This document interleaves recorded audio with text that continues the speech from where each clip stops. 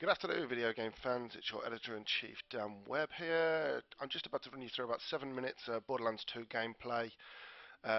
Those that are at PAX might have already seen this, but they won't have had my colour commentary, so you can always watch it again. So yeah, this is the first of two. This is the Siren class. This is Maya.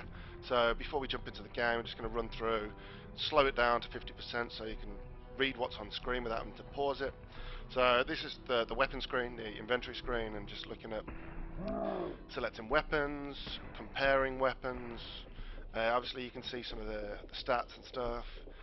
Very similar menu style to Borderlands 1. And this is the skill tree, looking at different skills.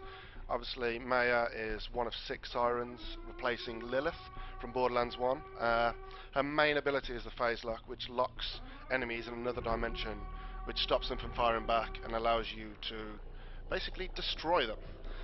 So here you go, some of the menus. There's Thought Lock, causes enemies to turn on friends. And hopefully we'll click over to the next one in a second. Here we got Life Tap, which just allows you to steal health. We got Blight Phoenix, which allows you to deal constant fire and corrosive damage. So yeah, let's kick it off. This is the Caustic Caverns. I'm not sure where this is in the game, but not that that matters. So that's it, 4-player co-op as usual. We're about to bust it out with some kind of bug creatures, with a plasma rifle of some sort. You got the usual pop-ups with XP, all the loot.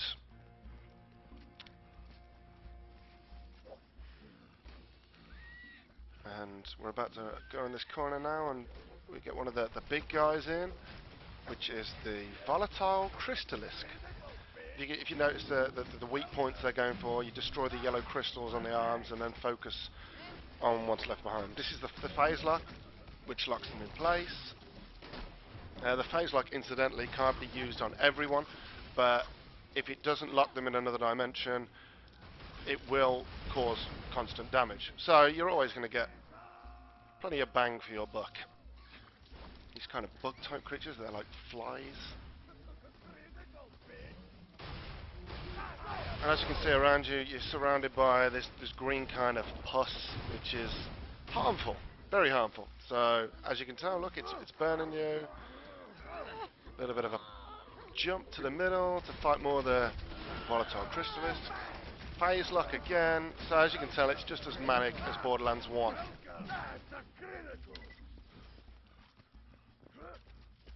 So watch out for the green bubbles that pop on the right. And when it comes to the volatile Crystallisks, it's the same tactics apply. This time May using the shotgun.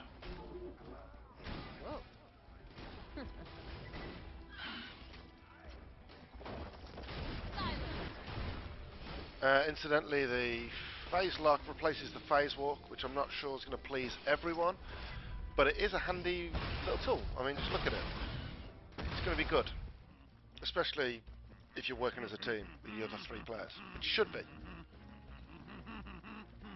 Yeah, that's not me humming, by the way, before you think that.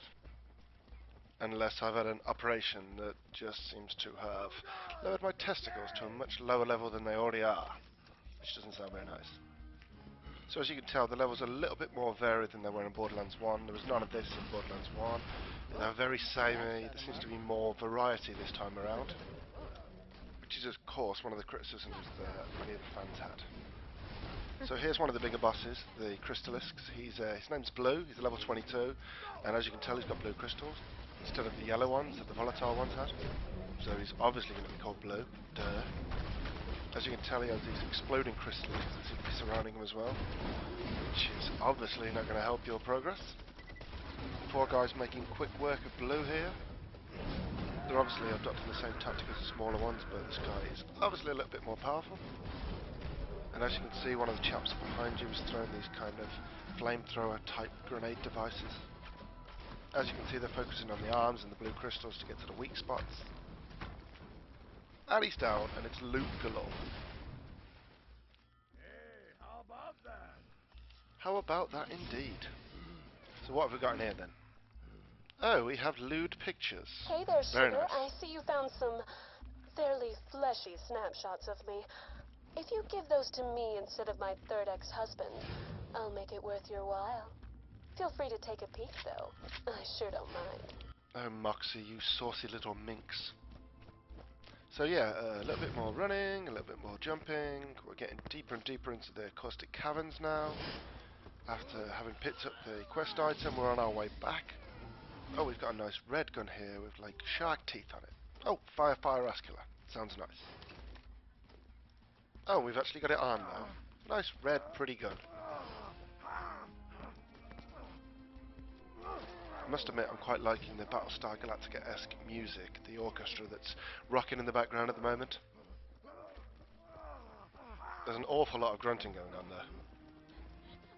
Maybe the Gunzerker, who's actually replaced the Berserker from Borderlands 1, maybe he's got a hold of the lewd images that we just picked up. I hope not. For your sake. And our sake. That's right, ignore the enemies and just run off on your own. Sounds like somebody's having way too much fun there. Right, so we've just discovered Thresher Beach inside the Caustic Caverns. Oh, and there's a little bit of sunlight as well. Can't complain at that. Right, so we've got these threshers coming out the ground now. Feeler threshers. Just exploding a little bit, trying to whip you. And our new gun seems to be quite powerful.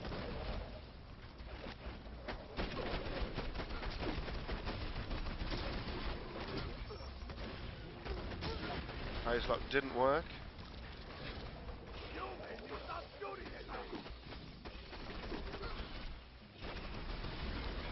One of our fellow friends is down, it seems. Throws a grenade, misses a grenade. Obviously there's different variants of different creatures as there was in Borderlands 1.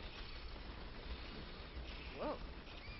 And the phase lock makes it easier to take down wing targets, which is nice.